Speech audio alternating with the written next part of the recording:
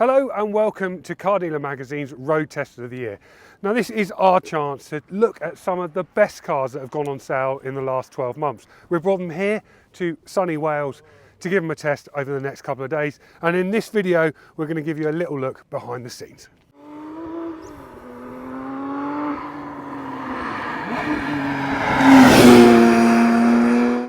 As you can see, the team are currently setting up the cover shoot for the magazine on top of a very windy and cold Welsh hill. So the cars for our Road Test of the Year get selected by the road testers here on what they found the most exciting over the last 12 months. So we've got everything from a squeaky Cyberster to this Ioniq 5N, so two electric cars, Porsche 911 ST, and even this Range Rover SV. So it's a real mix of stuff that's really quite different, doesn't get put together in other road tests really. More personal choices. So we have a few days here in Wales to enjoy them, take them out on some amazing roads and just see which one excites us the most. And when it comes to choosing a winner for this road test, all of the road testers here today get to vote. We have a matrix where we choose which ones excite us in different ways, on handling, on looks, on performance. And we put it all together in a big table and work out off the back of that which one we like the most, which one as a team, which one the car dealer team will be their road test car of the year. Right, first up is this, the Ioniq 5N. This is the electric car from Hyundai that's trying to pretend to be a petrol car. It's a small little hatchback, £65,000, but 640 brake horsepower.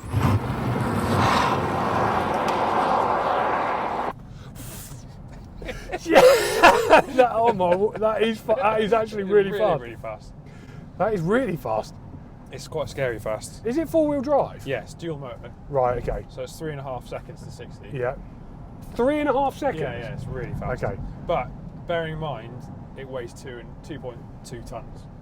Yeah, so I mean, it does feel really big, doesn't it? Yeah. The thing I found with this car is that it looks like a little car. Yes. And then you get in it and you're like, no, this is actually a really big car. With the dimensions and everything. Yeah, actually, when it's alongside something else, it's it's sort of SUV in size, isn't it? Really, it's massive. It's really nice in here, though. I like these. Yeah, the screen's good. Yeah, the screens are good, and normal mirrors, which is always a bonus. Yeah. I think you try that other button, the right hand. one. What does that do then? So, oh, there you go.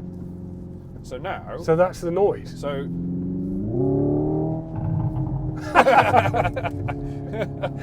No. But so your gear shift paddles are now actual gear shift paddles. Right. Oh, actually, I quite like that. It's cool, isn't it? I do quite like that.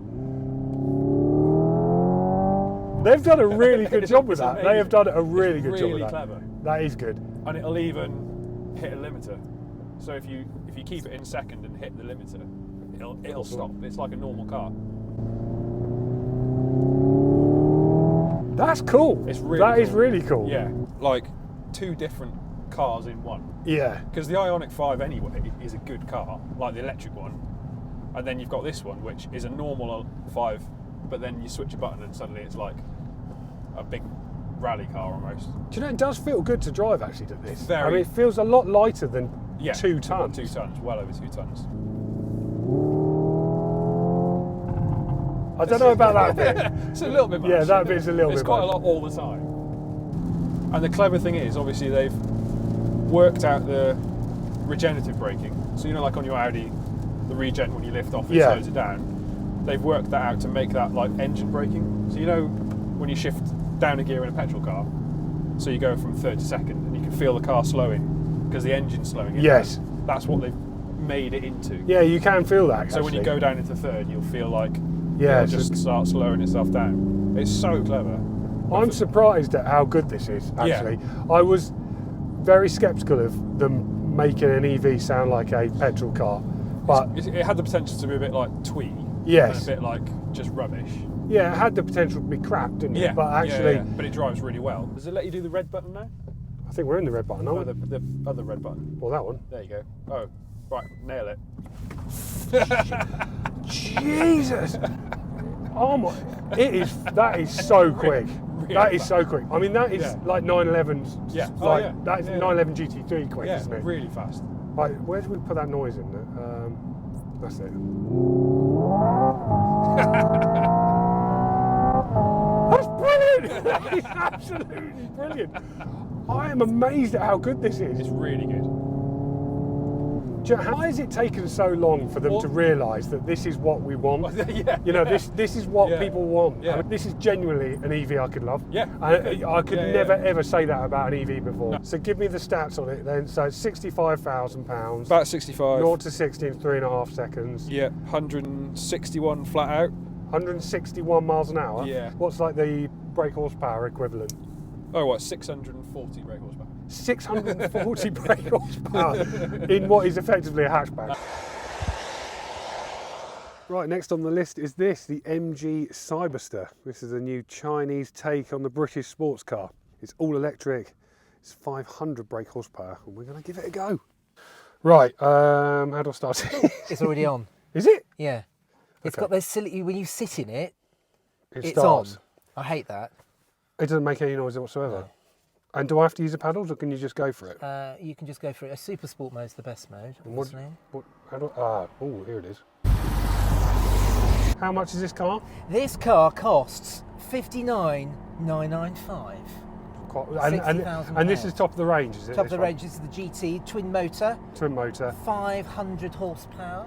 Is it? It doesn't feel anywhere near as quick as that No, well, Ioniq. apparently the 0 to 60 is around 3 seconds, but I mean, it's quick, but it doesn't. It's not like thumping not, in is the it? back like the Ioniq 5N. The Ioniq 5N had all of that mid-range, and this doesn't seem to have any mid-range. It's quite one-dimensional, this car. So this is the dual motor. There is a single motor car with Right. about 320 odd horsepower, something like that. MG are at pains to say this is a GT car, not a sports car. Right.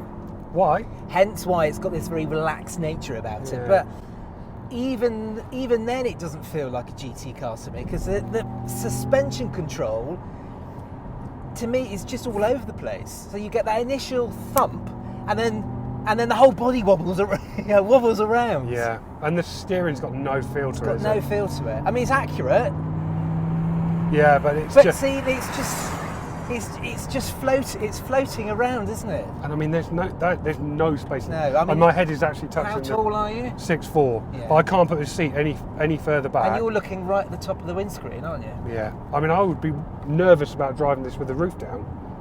Yeah. I'm just going to slow down and go. Oh, it's got a real space age sound though, isn't it? Put into super strong. Okay. Oh, so right, here we go. Oh, it's got quite a cool sound. It's very different to the Ioniq, Yeah. isn't it? They've actually gone for the futuristic electric car sound, haven't Yeah. they? Oh, it feels a lot quicker in this mode than the other one. That was a bit pedestrian. So all it does, it puts the twin motors into full-on mode. The steering gets heavier, but there is Yeah. no change to the damper. So you still get. So you've got 500 horsepower, and yet you've got a wobbly blancmange on top, and it just feels really inconsistent like that, you know. Whereas the 5N feels really toned, doesn't it? And really well set up. Whereas this, it's got all the power, and yet the body can't really handle it. Do you know what though? I don't hate it. I don't hate it. I'm a little bit disappointed by it. It's fine. Well, I mean, it's fast, isn't it? It's fine because nobody else. MG have beaten Porsche. They've beaten everybody to the electric car, to the electric sports car kind of thing. So for the time being, people will buy this purely on the way it looks. I think at 60 grand though, this is priced at the right price point. I think any more and people will be completely put off it. I think at 60 grand, this is actually for the MG buyers pretty attractive. Yeah. I'm quite impressed with it. I don't hate it. I think it's quite good fun to drive, but it's not the sports car I was hoping it was going to be. No, if you want a sports car, you spend 30 grand on an MX-5, don't you? You just do. It's got the show, it's got the wow, hasn't it? It's got wow, look at me. It's got the looks, it's got the fun factor, but it's in terms of a car that's going to continually please you over the years. I don't think it's got it really. No. Next up on the list is the Mercedes-AMG GT. It's £165,000. It does 0 to 60 in 3.1 seconds and has a top speed of 196 miles an hour. Let's give it a go. Right. I didn't realise it had 4 seats. Yeah, but they're not really seats, are they? No. It was dark, I think, when I got in it. It's a GT car.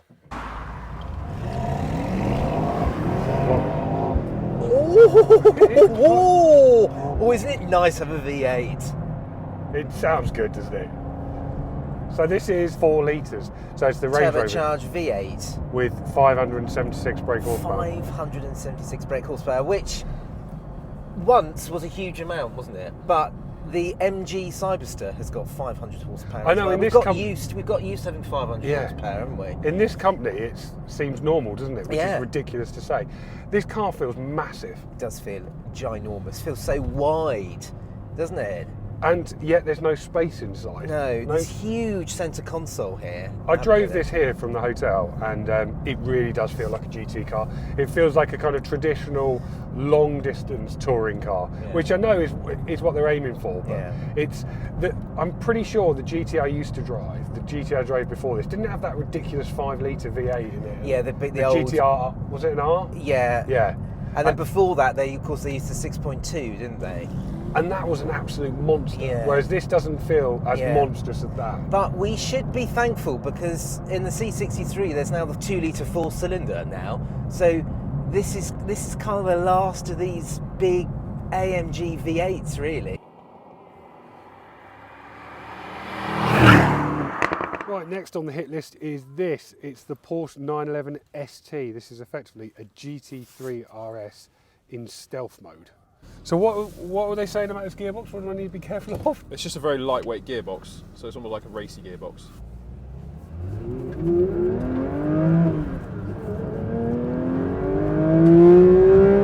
Wow!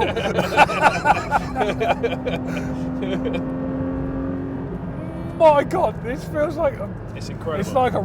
It's like a race car. Yeah. This is like a race car. It's like a race car that happens to look kind of normal. That sound. It's that second gear, like wide open. 911 RS, 911 RS engine. 911 GT3 RS engine in a 911 touring body. In a 911 touring body. So it's like the. It's sort of a sleeper, kind of. Yeah, it's like the maximum sleeper. Yeah. So talk to me about that engine then. So the GT3 RS engine is what? So it's a 4-litre. Yeah, it's the 4-litre flat 6. Yeah, but with naturally aspirated. How many? No turbos. Right. And it's 517 brake. Oh. With a 6-speed manual. Yeah, steering wheel. You've got no driving modes, like on your, usually you've got your little dial. Yeah. None of that. Not really anything, to be honest. You've just got different damper settings and the exhaust and so on. And that's pretty much it. Yeah, 240-ish thousand pounds. So much money, isn't it? And I'd say there must be a massive waiting list for these. I think they're all gone.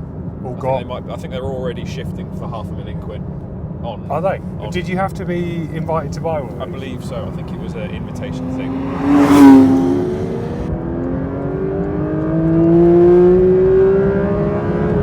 Oh my God! Oh my God! Wow! So for a bit of context, basically like 240 grand list. Yeah. There's currently one for sale through Romans at the moment. Yeah. For 439,000. Is it really? Wow. But it feels really simple. I mean, the steering wheel's really there's not simple, a lot isn't to it. No. That's the whole point, really. It's kind of like everything you want. It's all about the engine, really, and the chassis setup. It's like the opposite to the N. If you think of the Ioniq 5N, Yeah. it's the complete opposite to that. That's all about tech. Do you like the manual? I do. Do you? But I know a lot. I think driving it normally, you'd rather PDK. Oh, that is such an amazing engine. It is. It's one of the best engines ever made. Yeah. Easily. Not to do a disservice to Porsche, but it reminds me of like old Honda VTEC engines. Yeah. You know, we used to go, whoa, Yeah. the last little bit you have to really nail it. If I'm honest, what I find quite frustrating about GT3 models is all of the power is right at the top of the rev range. Yeah. And actually, when you're driving them on the road, okay, we're on beautiful Welsh roads at the moment, but on normal road driving, you never get near that. You never get near where the power is. And if you do, you're in a bit of bother. Yeah, exactly. Yeah.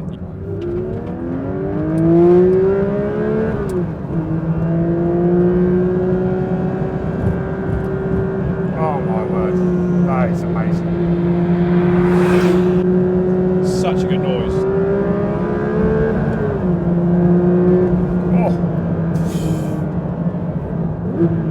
Oh, that is so good.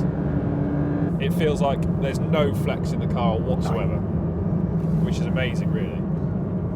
I just love the fact that it's all packaged in something that doesn't look that crazy, really. Yeah. I don't know whether that's for me. I think I kind of... Do you want the wing? I sort of... If I was going to be spending the money on something like this, I'd want it to look loud and proud. I don't know, yeah. I'm usually of the market where I like it to look as quiet as possible. So if I could have, I'd have the bonnet scoops out of it. Would you? I'd have everything out of it. Yeah. If you had it painted just plain silver with no badges, and then when someone in a Golf R tries it on, yeah, you're just like, nope. It's a real driver's car, this. Oh, though, it is. isn't it? Yeah. It's for the driver who just doesn't want people to stare at him. Yeah. Yeah. I don't know whether I like the manual or not. I mean, I sort of kind of... It's quite old school. Yeah, it's very old school, and it's for the ultimate purist, isn't it? And yeah. maybe we've just got lazy with... I think we've got quite used to it. With PDKs and autos, which are really, really good. Yeah. But there is a certain drama about driving a manual, isn't it? Yeah, and really it is certainly involving. It is, definitely. Have you driven the GT3 RS? Yes. And how does it compare? Is it exactly the same, just without the wings? No, this feels quieter. It feels like the RS has definitely got less insulation in it. That's more race car-y. Okay. It feels like you're in it, like attached to the engine, basically. Right. But the performance is very, very similar.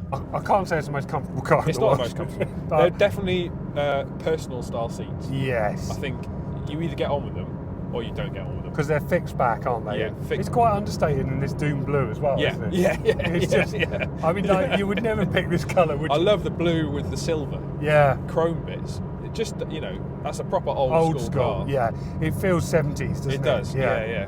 It almost needs like a honey-coloured interior to set it off, I think. Well, I'm impressed with this. It's a great bit of kit. Yeah. It's funny though, you don't immediately get as excited of it as something like the Hyundai, which is really, really telling, isn't it?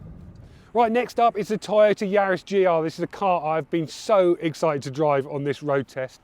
Day 3 of road test of the year. And we're in the Yaris. GR Yaris. Right, this car, I've just driven this car here to the location where we're doing pictures, and I absolutely love it. Do you? Honestly, I know that the GR Yaris has sort of passed me by, and I know you've driven one before, and this is the automatic version, but I am sold on it, absolutely sold on it. I can see why people love it so much. It is brilliant to drive. Yeah, I think the auto in this isn't the best of autos. It's so like fighty, isn't it? It's so fast, this car. It's really quick. I was following you yesterday in this, and I was in the 911, and I mean, this is hard to keep up with on these 20 roads. Especially when you can just basically blast through anything. Yeah. It doesn't really get upset by bumps.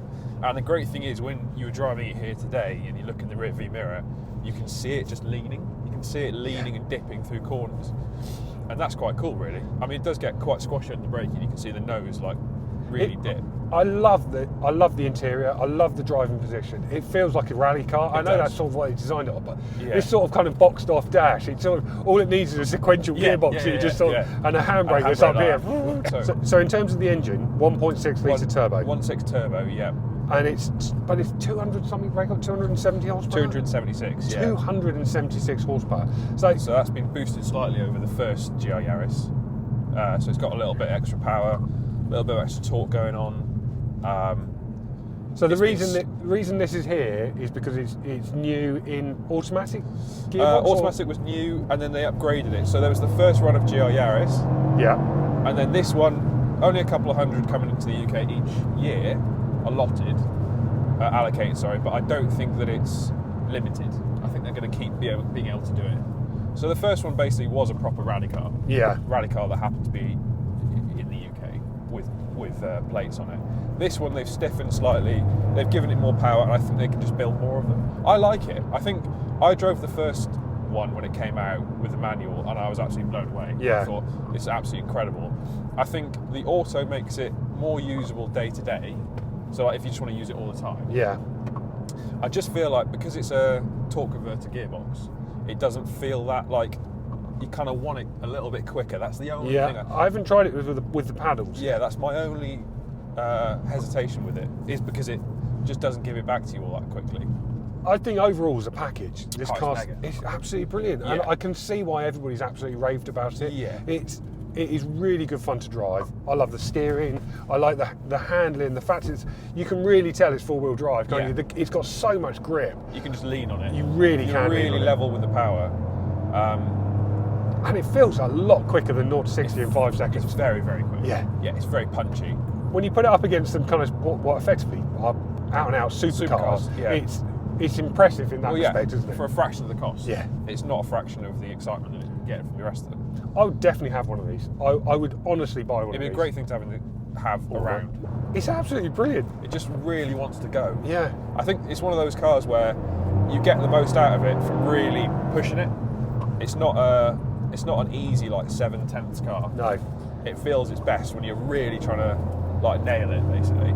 I mean, if we just rewind the clock to breakfast where we were choosing what to drive up here. Yeah. This was actually my first choice. Exactly. I mean, that says says a lot, doesn't it? everything, doesn't it?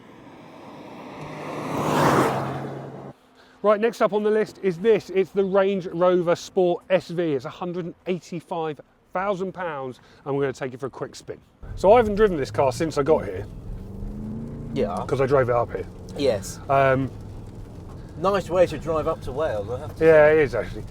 This is a Range Rover Sport SV. SV. Which is this sort of kind of, quite a bit lively on these roads, isn't it?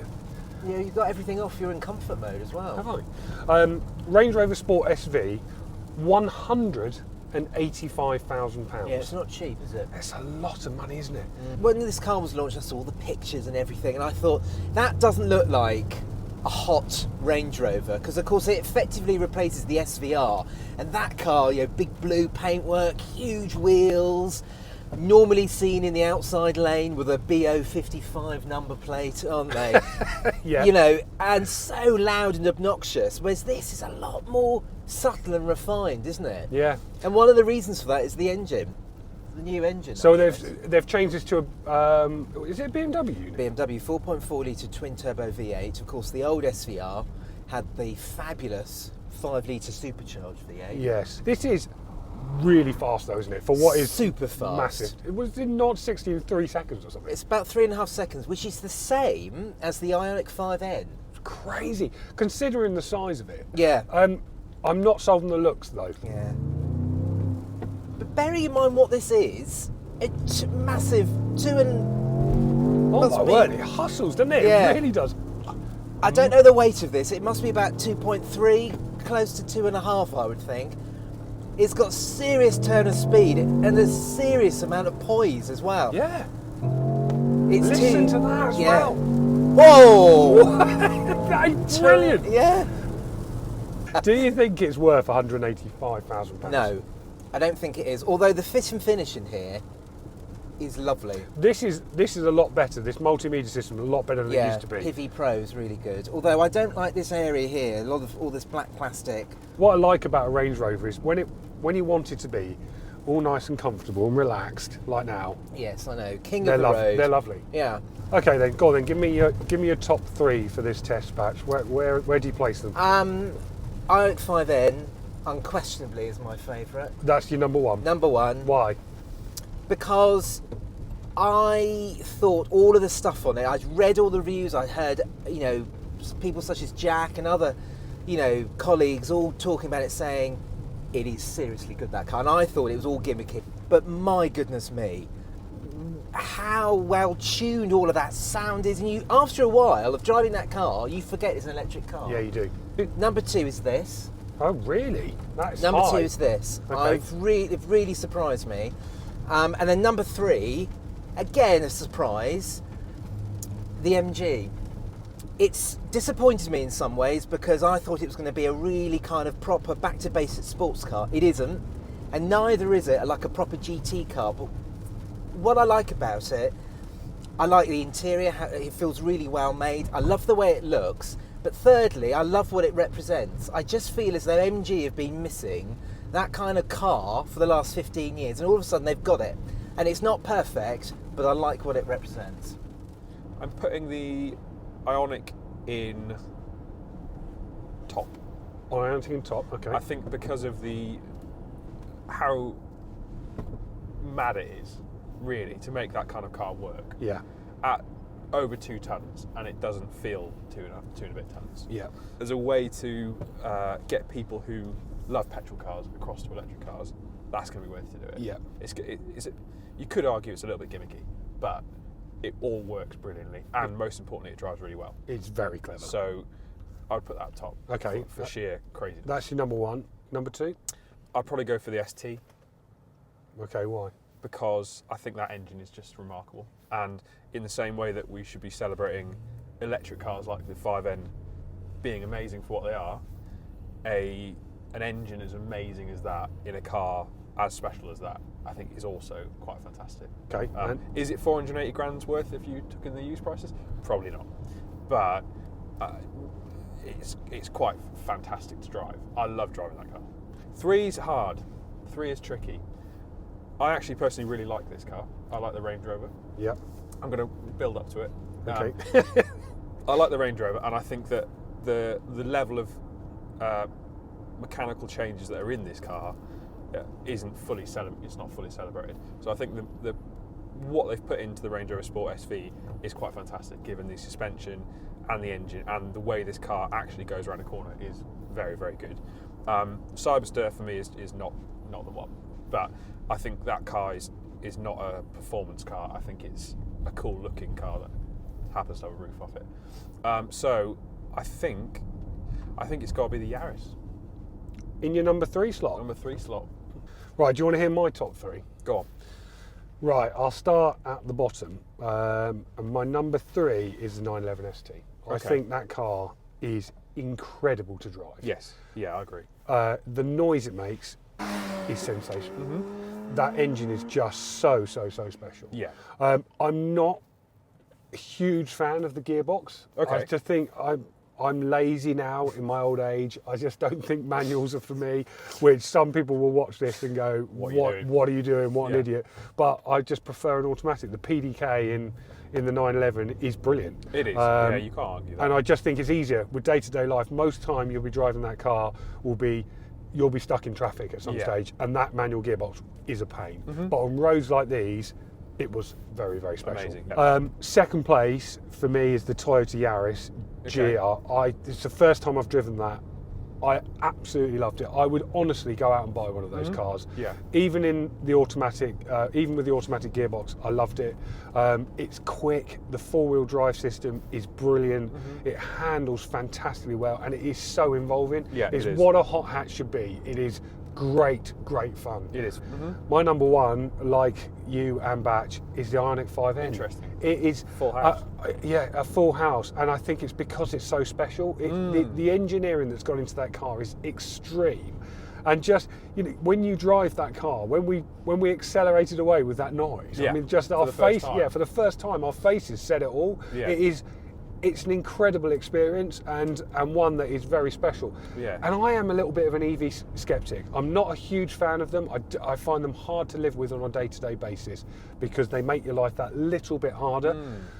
But when a car's as much fun to drive as that Ioniq 5, that Ioniq 5N, I think I might just about put up with it. Yeah. I think this has been a brilliant test, and it's been nice getting these range of cars together, which never normally get put together in tests. We pick them because they're our favourites for different reasons. That's the thing. It's not on the nose. This is the competitor for this. It's a celebration. And I think as we've had with previous road tests of the years, it's a great example of the scope of what we can still drive today. Yeah. Because it's almost a feeling that you can get a little bit narrow with cars. But look at what we've brought with us. Actually, they're all pretty good. Yeah. Really. So they're all good. I think it just shows that the quality that we've had here makes that top 3 really quite special. Right, I hope you enjoyed our road test of the year. Pretty conclusive results there. The Ioniq 5M, which has actually gone home early, was our absolute winner by a long way.